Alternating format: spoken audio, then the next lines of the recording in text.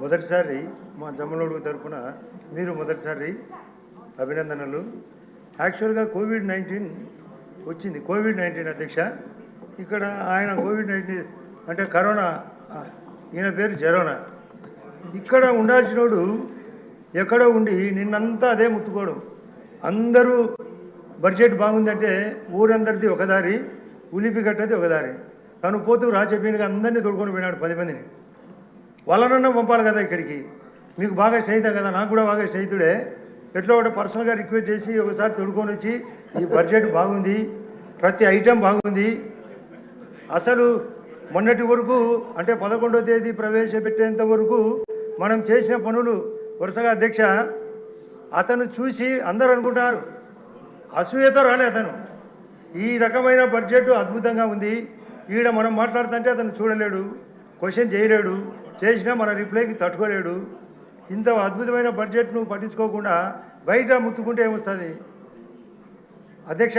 IAS వాళ్ళు కానీ, IPS కానీ, 10th క్లాస్ వాళ్ళు కానీ, లేదా ఇంటర్మీడియట్ కానీ ఎగ్జామ్ రాయాల్సింది హాల్లో రాయాలా? బయట రాస్తే ఒప్పుకుంటారా? బడ్జెట్ను బయట మాట్లాడితే ఒప్పుకుంటారా? మీరు మీకు కూడా మంచి ఆలోచన ఉంది. ఫస్ట్ డే ఆయన చేయి పెట్టుకొని చెప్పినారు రోజు రారా అని, వచ్చినాడా?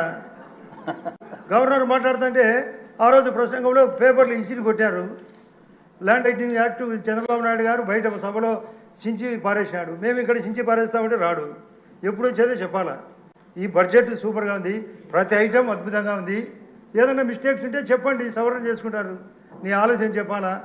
అసలు మనం కూడా ఒక విషయం అధ్యక్ష, అందరూ లిక్కర్ షాపులు ఇప్పుడు విష్ణుకుమార్ రాజు గారు ఇప్పుడే చెప్తున్నాడు నేను ఐటెం మిస్ చేసినా అని.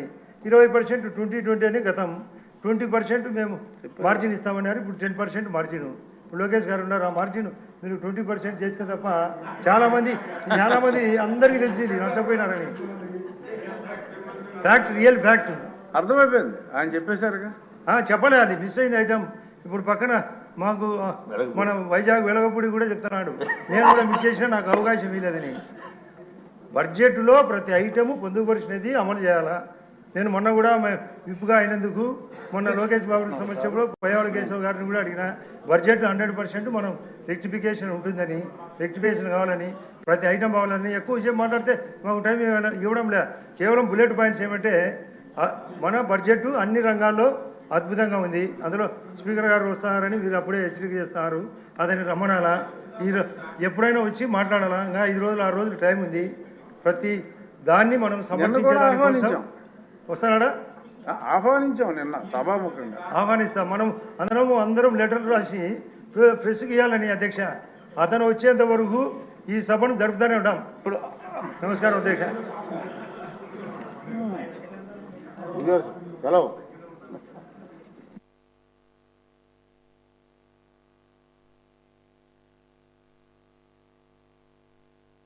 యశు గారు రెడీయా? ఓకే. నమస్కారం అధ్యక్ష, ధన్యవాదాలు మీరు సమయం ఇచ్చినందుకు.